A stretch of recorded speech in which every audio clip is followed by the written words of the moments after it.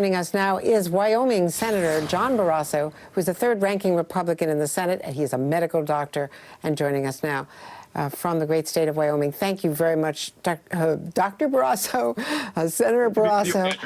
Let's talk about, we know that there are millions of Americans. We're going to talk about, almost 17 million Americans unemployed in just these last 3 weeks, and that's probably underreported, people who could not get through the bureaucracy to even file for unemployment, for jobless claims.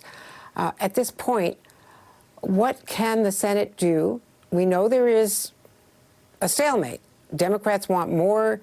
They want a different allocation of these additional 250 million or whatever it's going to be in this next unanimous agreement.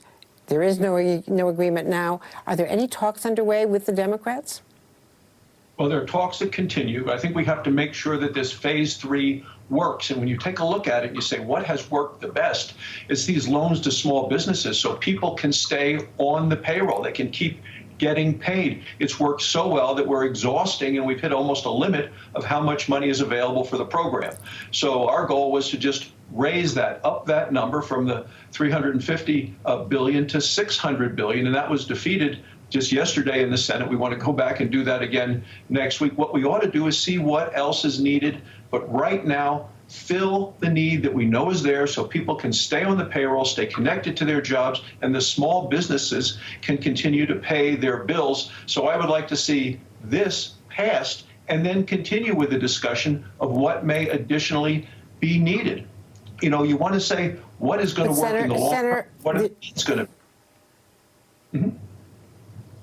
Yes, Andrea. I didn't want to interrupt you, but there's so much reporting everywhere that this small business, the loans are not getting to people, that the banks weren't ready, they weren't prepared by the government. There's regulatory gridlock, there's banks that are closed and not responding to people, and that this is not working the way it was anticipated. So what would be the objection of, first of all, fixing it, putting more in for the food stamps and other things that didn't get in, helping hospitals in the front line? Isn't there some way to compromise this?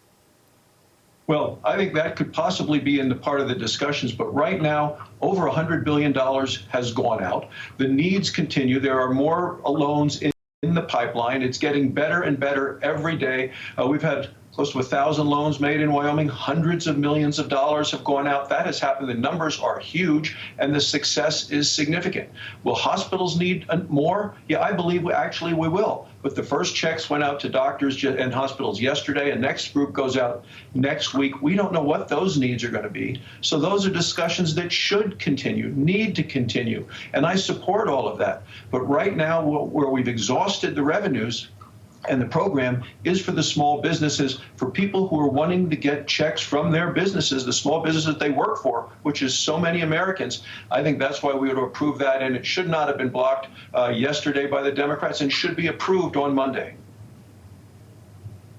Let me ask you about some criticism from fellow Republicans, from the Wall Street Journal editorial board, usually a supporter of the president's, from Lindsey Graham, saying that President Trump sometimes drowns out his own message by these lengthy, argumentative briefings, which are not as fact-based as they should be, where he gets into fights with reporters.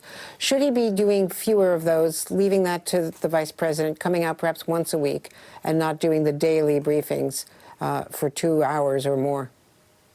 Well, I think it's important for people to hear from the president about what's going on, and I think the daily briefings, just like you've just shown with Governor Cuomo, are very helpful. Primarily, when I turn into those briefings after listening to the president, then I want to hear from the medical experts. I want to hear more from Dr. Fauci and Dr. Birx, as well as the team that is supplying the testing and giving their best advice on how we are doing, which seems to be meeting with a great deal of success in terms of bending the curve down by people doing the right thing responsibly, staying at home, stopping the spread.